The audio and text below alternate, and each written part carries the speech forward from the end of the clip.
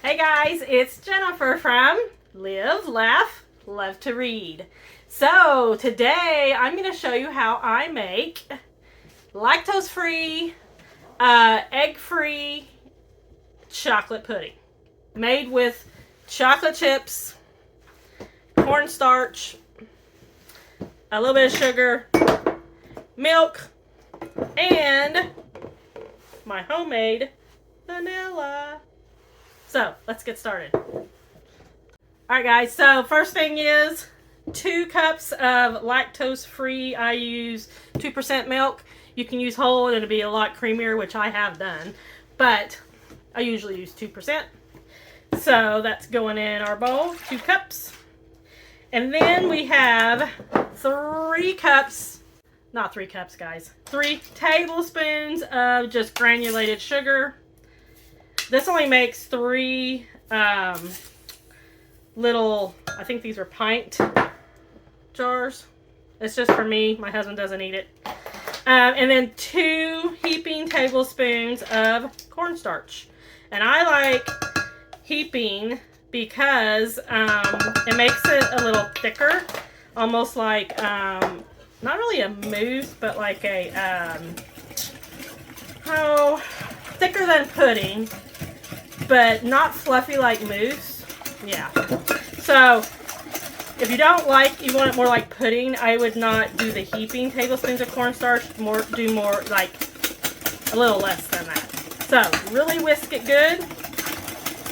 Whisk the dickens out of it. So, like I said, I make mine in the microwave and 2-minute increments. I put in for 2 minutes and then I whisk really, really good. Whisk, whisk, whisk. And it takes about probably 10 minutes maybe, but you want to watch it because it'll start getting really thick on you. And if you don't stir every 2 minutes, then it will get really thick and kind of gloppy. Is gloppy a word? I think so.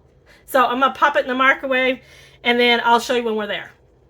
So guys, it's actually about probably 6 to 8 minutes. Like I said, you're just gonna whisk every 2 minutes in your microwave. Now, you can make this on the top of the stove, which I have done, and it's gonna come out smoother for you. In the microwave, I'm not gonna lie, it sometimes will have lumps of cornstarch, which doesn't bother me, but if you have a texture issue, then I would recommend making this on the top of the stove and whisking the whole time. And this is about where you want to be. And then what I do, I put chocolate chips, and you can put as many as you want. These are semi-sweet chocolate chips, or the minis, and I don't know, that much. I don't measure it.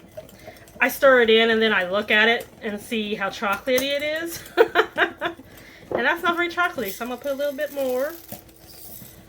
Yeah, there we go. There we go. See that? Chocolate pudding. And then we're going to put in some of my homemade vanilla extract. And yes, I do sell this. It's $27 to ship. USA only, if you want to buy some. If you're local, then it's $20. But I am currently out of town right now. So, putting that out there. But anyway, then you put in vanilla. And I don't measure. Who measures vanilla? Not me. A glug. I don't know, that much. Especially if you're using the homemade, because it's stronger. I think it's a lot more potent. At least mine is. So then stir that in really good with your whisk. And then at this point, I switch over to a spatula. So let's take that out. And then I stir around the edges really good to incorporate everything. And then, let's move this lid. I have my little pint mason jars. You can put whatever you want, of course. But I like this size for my personal use because, like I said, it's just for me. So, let's pour it right in. And then I usually pour it and then I go back and fill up if I need to. Using that much cornstarch, like I said, will give you more of a thicker, not really, I mean, it's pudding, but it's thicker. So if you don't want to use that much cornstarch, I would back off on it. The recipe calls for 2 tablespoons, but if you, like I said, don't want it so thick, just use the 2 tablespoons that are not heaping like I do. And then make a mess. That's okay. We got a napkin right here. So I wipe them off. Who am I kidding? If I'm not doing a video, I would lick around that edge right there because it's just for me. It's not for me and my husband. If I was making for my husband, I wouldn't lick it off. But since it's my personal one, I would lick it off. Hey, keeping it real, guys. Keeping it real. Alright, then you just pop it in the refrigerator and let it chill for... I let it chill until the next day. You can eat it hot also, and it's really good. Like at this point, it's pudding. And hot is really good. In fact, if I eat it hot, it reminds me of my childhood because my mom would make homemade pudding and we'd eat it hot.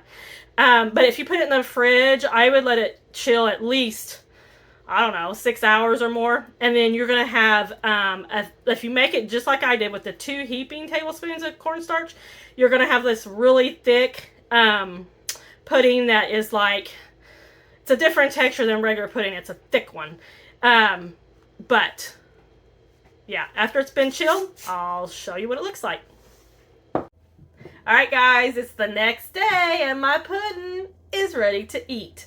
So, one thing I do want to point out is, if you don't like this film right here on the top, you can put a piece of saran wrap and press it down on the top of that before you put it in the fridge. But I actually like that. It forms like a skin on the top. So I was going to show you the texture of it. By putting more cornstarch, you're going to get this more, almost like pie filling. Yeah, I think that's a good explanation of it. Pie filling, so you can see it's not, well, there we go. Yeah, so it's like pie filling. Yeah. Also, don't feel like you need to buy vanilla. This video was not to tell about my vanilla that I make and sell. This video was actually just a video showing how I make chocolate pudding, homemade, lactose free, egg free, and I just happen to use my homemade vanilla. And I happen to sell it. So if you would like to buy some, just leave a comment in the section below and we'll talk, and I can tell you how you can buy it, but don't feel obligated to buy it. It's not a big deal. So, homemade chocolate pudding, so good. So good. Also, what are you reading right now? I'm going to show you what I'm reading. They Never Learn by Lane Fargo. This is what I'm reading right now. And this book is, I'm about halfway through it. It's about a woman who is a professor. Her name's Scarlett. And she is a serial killer. And she's killing men that need it on campus. So she kills men that are professors who have sexual relations with their students, and she kills the boys who rape a girl or they sexually assault a girl, or if she just thinks they need it, she kills them. Yeah. So it's actually pretty good. Like I said, I'm about halfway through it. I got it on, let's see, what did I get it on? I want to say the library site. Might be Amazon Prime. I can't remember. But, yeah, so this is what I'm reading. Pretty good. So, that's all I got, guys. Don't forget to like and subscribe. And don't forget to check back for more videos, book videos, and videos like this where I just do Whatever. Thanks, friends. I'll see you next time.